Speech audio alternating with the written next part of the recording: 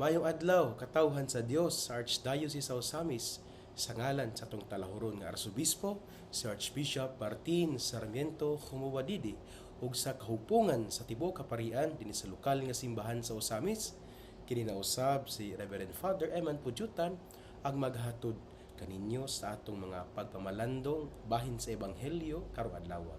Mga igsoon ko diha ni Kristo, adlaw karon nga Sabado, Agosto 16 sa tuig 2025. Ug karong adlaw nagasaulog ang tibuok simbahan sa kapistahan ni Senyor San Roque. Ug nining adlaw nga Sabado, akong pagtimbaya sa tanan nga naminaw karon nga sila nga naka-tune in sa ato ang radio station sa DXTD sa AM 657 ug sa FM 100.7. Ako usab nga pagtimbaya congratulations sa tanan nga mga parokyano sa parokya ni Senyor San Jose diha sa Sinakaban. Uban silang padrikura si Reverend Father Juniver Ondo Roma tungod kay kagahapong adlaw nga Biyernes, Agosto 15, sila man nagasaulog sa ika 66 anniversary sa ilaang pagka-parokya. Dig ang nagmisa si Archbishop Martin, didto usab kami uban nga mga kaparian nga nakigduyog sa kalipay, sa pagmaya, sa kasadya sa mga tanan nga sinakaban nga sakop tanan nga sakop sa parokya sa ni Senyor San Jose ang Bana ni Maria diya sa Sinakaban. Kagahapong adlaw nindot kay bibo ko yung kasaulugan, unya nagid ang pagmaya, nagid ang kalipay, sagasa sa pagtuo, sagasa sa isip usa ka parokya sa parokya sa Sinakaban nga nagasaulog sila sa ila ang ika 66 nga anibersaryo sa ilang pagkahimugso isip usa ka parokya. O nindot kayo ang homily ni Archbishop, tulo ka puntos ang iyang gipaambit. Una, gusto na ko nga ipaambit dinhi kaninyo tungod kay nindot kayo ang iyang mga puntos pamalandong ni Archbishop. Una, ang iyang gipaambit nga nagid ang espiritu sa pagmaya, pagpasalamat sa Ginoo sa gas sa pagtuo nga gihatag ug sa gas sa isip usa ka parokya.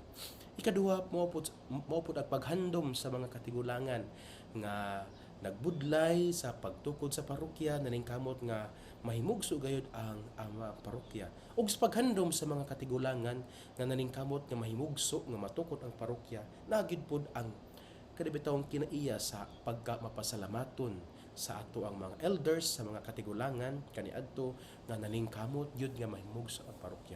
Ikatulo nga gipaambit ni Archbishop mao gyud ang iya ang paghagit o pagtawag sa mga kabatan-unan nga mauntay mo padayon ni ining maayo nga nasugdan nga sila ang mahimong musunod nga mga lideres, musunod nga mga laga diya sa parokya ni Senyor San Jose sa Sinakaban. Tungod kay sila man ang upadayon ni ining misyon sa simbahan, misyon isip usa ka parokya.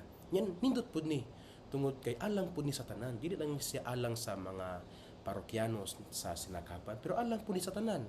Nagid ang pagkamapasalamaton sa Ginoo, nagid ang paghandom, remembering sa mga tawo nga nagbudlay na ning kamot nga matukod ang parokya ug naapod ang hagit o tawag sa mga kabatan-unan isip mao sila ang mga sumusunod nga mga lideres sa simbahan, sumusunod nga mga lagad, aron nga dili gid maputol ang kutay sa grasyas Ginoo nga iyang ipadagayday diya sa usa ka katilingban pinaagi gayud diha sa pagkahimugso sa parokya.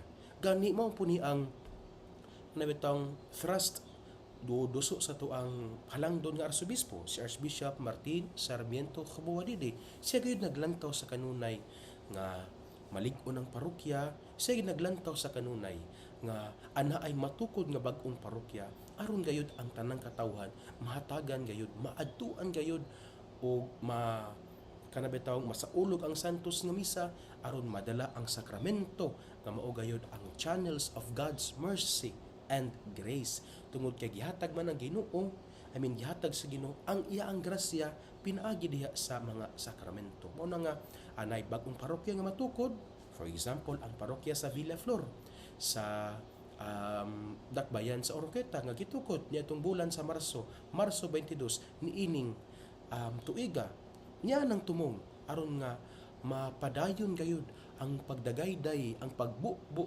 sa grasyas Ginoo. pinaagi diha sa mga sakramento tungod usab naagid ang parokya. So hagit kini sa tanan, no, especially sa atong mga kabatan-unan nga sama sa giingon ni Archbishop Martin, sila gayud ang padayon, kamo gayud ang padayon nining maong misyon. Pusa padayon gyud mo nga mga lagad diha sa parokya, kay ang inyong kialagaran mao man ang Ginoo ug ang parokya. So mo nagipaambit ni Archbishop Martin sa iyang homily kaghapon sa Santos nga Misa, pagpasalamat sa ika-66 nga anniversary isip po sa kaparokya ni Senyor San Jose ang Bana na Maria diya sa Sinagaban. Ug karong adlaw nga Sabado, fiesta sama sa giingon kaganina nga fiesta ni Senyor San Roque. Ug dinhi sa parokya ni Senyor San Vicente sa lungsod sa Bonifacio, na karong adlaw na ako'y duha ka misa alas 8:30 didto ako magmisa sa Upper Pisaan sa parokya ni Senyor San Roque.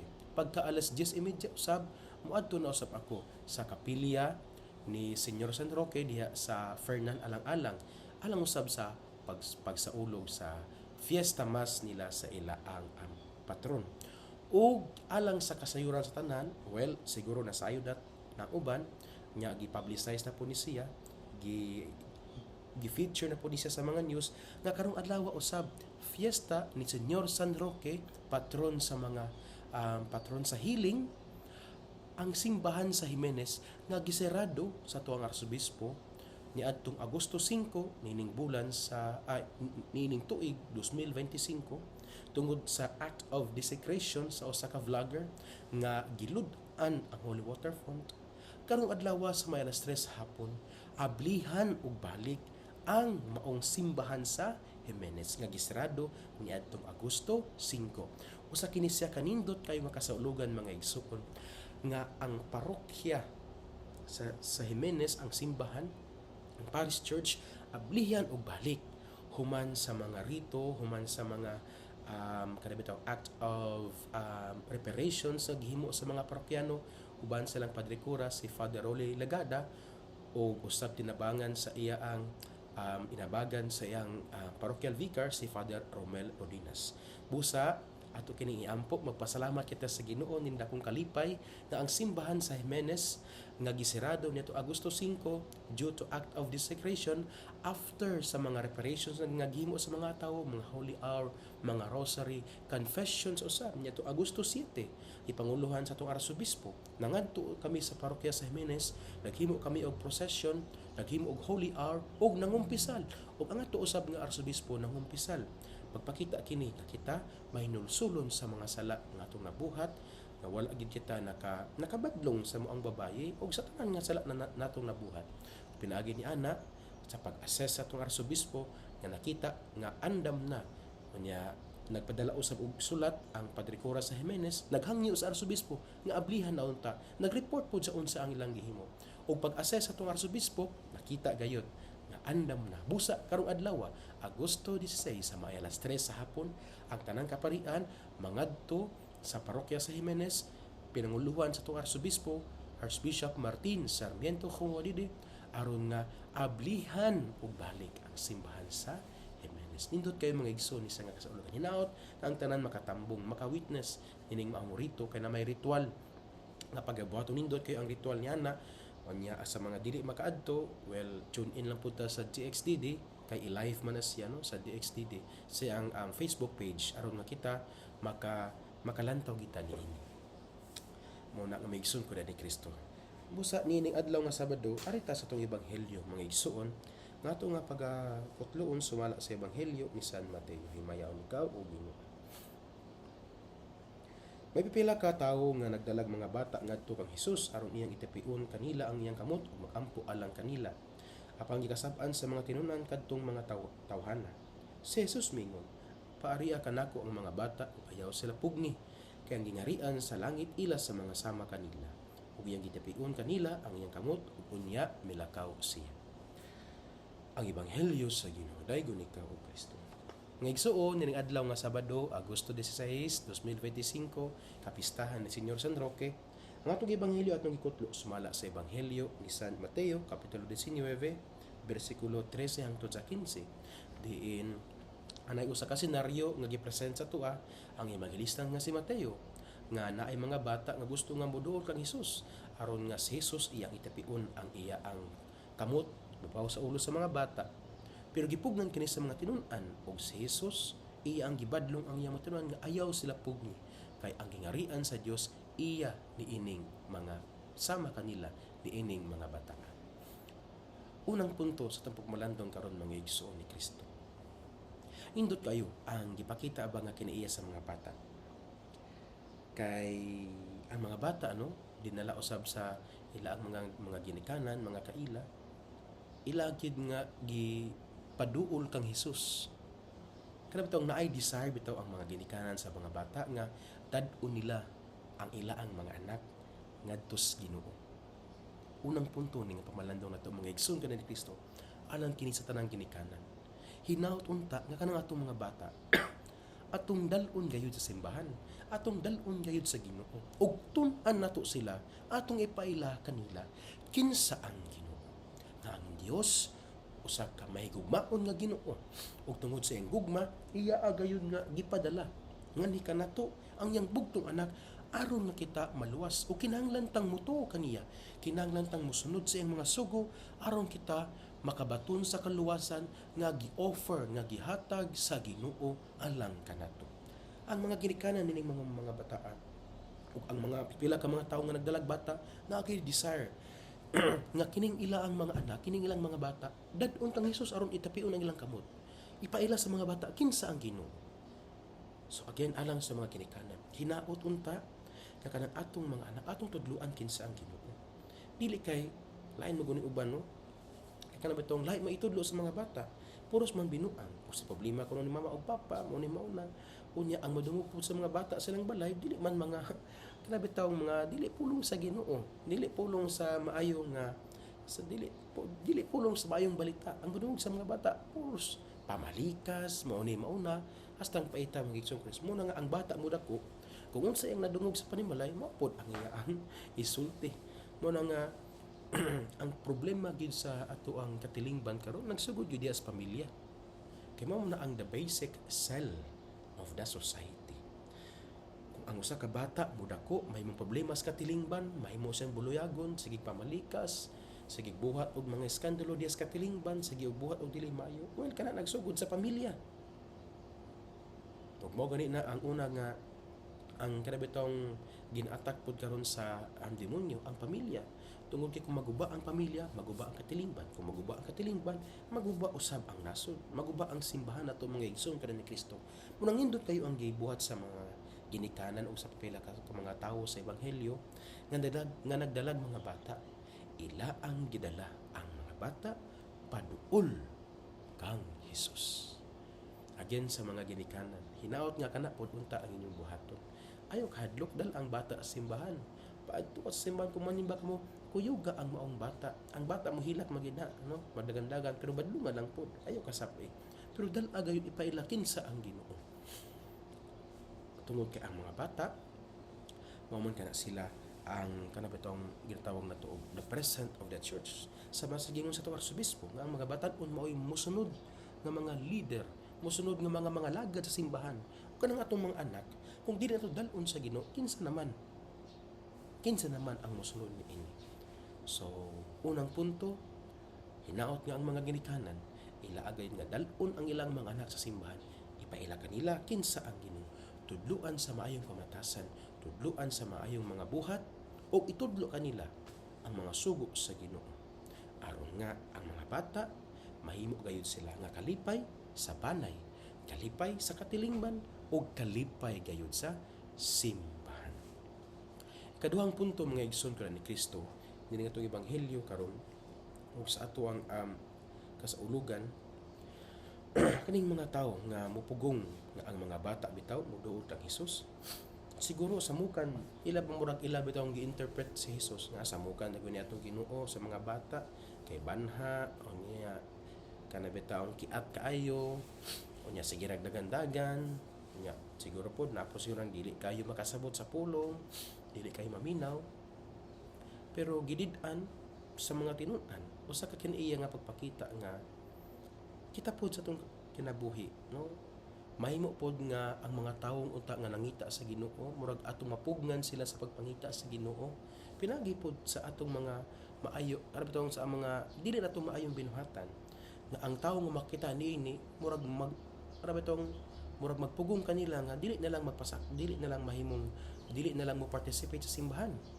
Babanang kanang uban nga dili na lang mo apil sa kalihukan simbahan o dili na lang mo simba tungod kay sige simba pero ingani ang kinaiya walay na usob leader sa simbahan pero ingani walay na usob. So ingana nga paagi murag ato pong gipugngan ang tanan nga nangita sa Ginoo. Atong gipugngan ang tanan aron nga sila maduol sa Ginoo through our daotang binuhatan mga igsoon ko ni Kristo. So again, ikaduhang punto. Inaut unta nga kita atong undangan ang atong undangan ang dili maayong binuhatan aron nga ang tanan maduol gayud sa Ginoo. Lakpit lang ta kanhi bitong nahitabo sa Jimenez mga igsoon ko ni Kristo. Dili man ni siya pagpugong aron nga ang pagsirado sa simbahan wala man siya nagpasabot nga atong gipugnan ang tanan nga moduol sa Ginoo. Wala nagpasabot nga gipugnan nato ang grasya sa Ginoo aron ipadagayday niya diha sa mga sakramento. Tungkay gisrado mo simbahan, wala sakramentong sa ulugon. Gawas sa pangumpisan, walay misa nga sa ulugon. Gawas lamang sa mga holy hour sa mga rosary. So gisradaan ang simbahan, walay mga sakramento nga masaulog. Unya ang grasya sa Ginoo iya mang ipadagayday sa mga sakramento. Wala nagpasabot nga atong gipugngan ang mga tawo nga moadto sa Ginoo. Kini nagpasabot, it is a time for renewal, a time for repentance, and a time of going back to God. Maghinulsol sa mga sala kung mabalik gayud kita sa Ginoo. Nahinumdum ko sa istorya diya sa Ebanghelyo diya sa libro ni Jonas, no? Si Jonas, di ba gitawag sa Ginoo aron moadto siya sa Nineve, aron nga isangyaw niya ang paghinulsol nga sila motuo gayud sa Ginoo, mobalik na sila sa Ginoo. Nya gibuhat biya sa taga Nineve, nagpuasa sila, nagpenitensya, nya nangayo sa pasaylo sa Ginoo. Gumikan niya na wala gidayon sa Ginoo ang paghatag niya og silot sa mga taga Nineve. Kaya nakita man niya nga ang taga Nineve naghinulsol sila silang mga sala. Mo po niya ang natabo diya sa Jimenez. Tungod kay naamay act of desecration, ang simbahan balaan na siya. Kay mabinang balay sa Ginoo, templos Ginoo, balaan kina siya. Nya na may natabo nga act of desecration sa kasala. Mo na nga gisirado ang simbahan for us nga mo enter kita into a period of renewal, repentance, and going back to God. Mubalik kita ngadto sa Ginoo. So again, gisirado ang simbahan, wala ang kapasabot nga gipugngan ta aron mo adto sa Ginoo. Kini siya gihimo aron nga mas ma-appreciate nato, aron mas maandam nato ang atong kagalingon diya sa tuang pagbalik sa Ginoo. It is a call for repentance, a time of kanabitaw confession mo na nga na mga pagpangumpisal nga gihatag, a time nga ma-deepen nato ang atong prayer life, pagampo sa Ginoo mo nang na mga holy hour, na mga rosary. And also, apil na po ang pagpuasa, maunang natin mga processional walk nga gihimo. Nya matud pa sa Padre Cura nga wala man daw niya giingnan ng mga tawo nga maglakaw, pero mga tawo gyud nilakaw gyud sila pagpakita sa ila ang sincerity nga naninguha naghangyo sa Ginoo nga ablihan ang taang simbahan. Agin usbon ko ang pagsirado sa simbahan dili ni siya dili ni siya pareha sa nahitabo sa ebanghelyo nga gipungan ang mga tao, ang mga bata nga moduol sa Ginoo. No. Ang pagsirado sa simbahan does not mean na we are prohibited or we are